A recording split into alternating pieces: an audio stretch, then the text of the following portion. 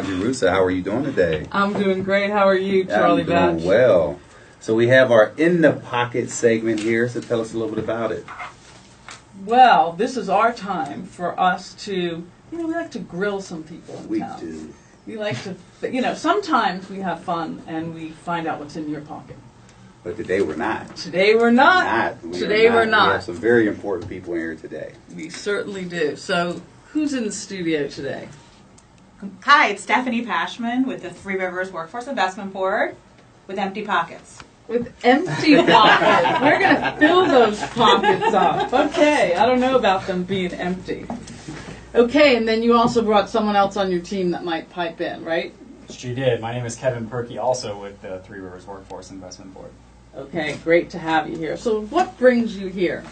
We're here today to talk about a great week coming up next week that we call Imagine Career Week, which is all about telling our youth where the jobs of the future are and helping them think about where they can get involved in technology jobs and other careers in Pittsburgh. So what problem are you trying to solve? We're trying to solve too many problems. But one big problem is that we've got about 30,000 jobs open in this region and many unemployed people and a bunch of youth without a lot of jobs available to them and without an understanding of where they should be going in their futures. Okay, so how did you come up when you say imagine? How did this whole thing came about recognizing that we need to really bring youth out into the community to understand what they can imagine for their future, that there really are great things for them to do within Pittsburgh, a range of jobs, a range of opportunities, and they should stay in school, start thinking about how to get towards those careers in the future. And I know when you look back, you're now going into your 7th year. This is our 7th year. You have to be excited about that. We are. We've started with really small roots, and due to a great sponsorship from the Citizens Bank Foundation, we've been able to amp this thing up.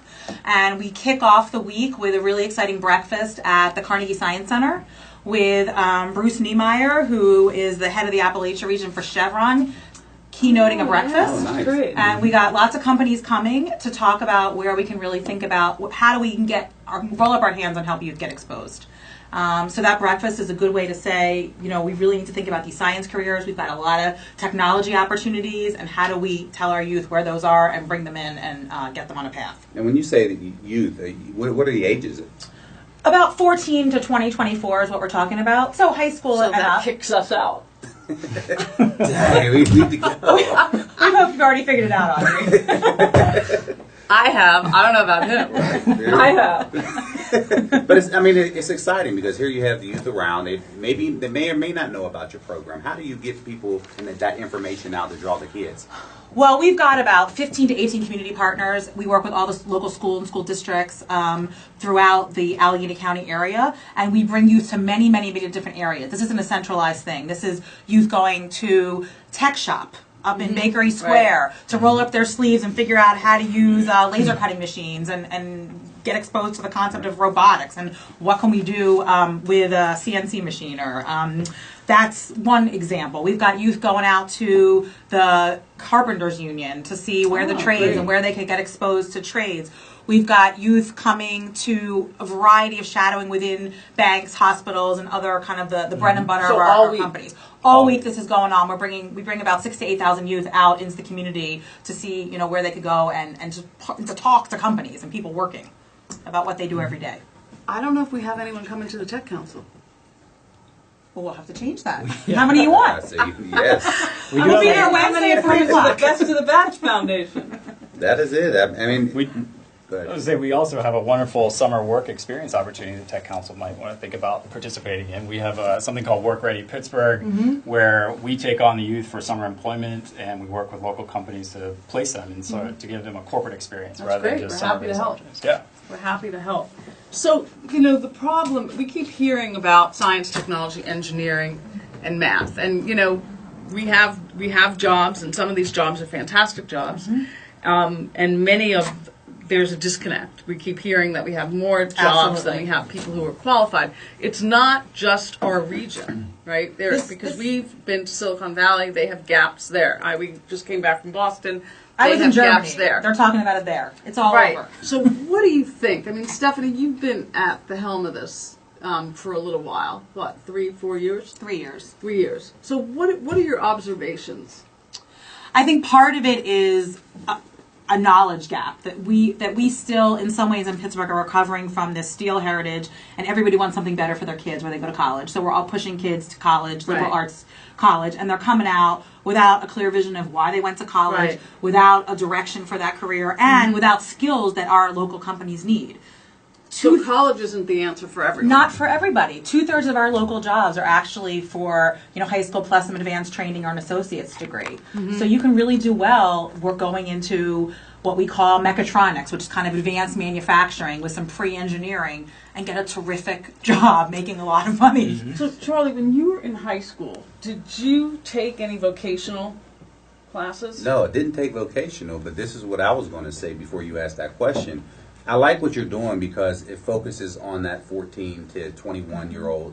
Because most of the time when you go to college, like you say, you're told to go to college. You don't necessarily know what you want to do. Right. It comes time to picking a major. You just pick one because it's just the first thing that comes to mind. Absolutely. Then you get through, and then halfway through, you're like, I don't think this is what I want to do. But if I drop these classes, I won't graduate. And to be honest, now you got to kind of start back over again. So that's why I like what you're doing into those young kids to be able to do this. the earlier the better. Yes, the earlier the better. Yep. But the other thing is, if I can just jump in, is that, when I was in high school, I liked to make things, but I was definitely never offered an opportunity to go vocational. For being a girl, being, second generation American, it was like, no way, you go to college. You go to college. And I'm certainly glad that I've had that opportunity to do that and get a master's degree and do postmaster's work. But I missed learning how to make stuff. That's why we're so excited about Tech Shop, because we see that as a place to say, not only is this for youth whose parents, want them something better, but this is really for a broad range, and you don't have to just write it off and never go to college. You could start with doing something technical and move in to a 4-year degree. Well, the point It's not is it's not one or the other. Exactly. It's That's not, exactly but right. It's not you one get or a the sense other. of direction whenever you do it this way. That's right. Right, but I mean, you can't. The United States for too long has separated innovation from making things, and we've seen what that's done. That's correct. So from the macro, standpoint, it's been dangerous for us to separate it. And isn't that the same thing that we've done in high schools? Yes, and I think that's what we've been on a path now to get companies to say that. That's what one of the things we want to hear at the breakfast is it's about the combination of the innovation economy is all about making things. Right. And we have to get youth inspired to that and bring it back together. Fixing the schools is a bigger challenge that I'm not sure we're prepared to take on. I think, but part of it is getting our employers to say that so we at least can start inspiring some change. Right. Yeah, and I'll say speaking of the combining of innovation and making, are you familiar with the little square things? If you go to a fancy coffee shop nowadays, you can swipe your credit card on top of an iPad. That was Square. conceived and made Square. at a tech shop. I know. So it's really great. The possibilities Don't you are love open. Yeah, it's fantastic. It's fantastic. So but the other piece is the reason why I was asking Charlie if he went to a technical track is that one of the things that's happened in the U.S. is that it's a separate building now.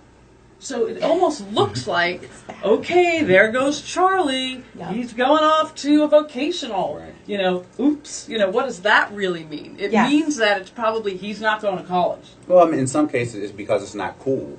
In a lot of these young kids' mind that it's not Right. cool to do something like that. But I think because we've been in the experience of being able to now teach them and understand that, look, you need to do this, and this is the reason why you have to do it. And when you look at this, this is why you're doing that. So I know if you have people who are out there right now listening and they want to know how they can get more involved with what you're doing or more information on this, how can they go about doing that? They can go to our website, www.imaginecareerweek.org. They can go to our primary website as an organization, www.trwib.org, to get information about the broad range of activities we do to think about the future of the workforce and existing workforce. And there are many activities, some open to the public, some for targeted groups, but there are ways for many people to get involved with this event next week.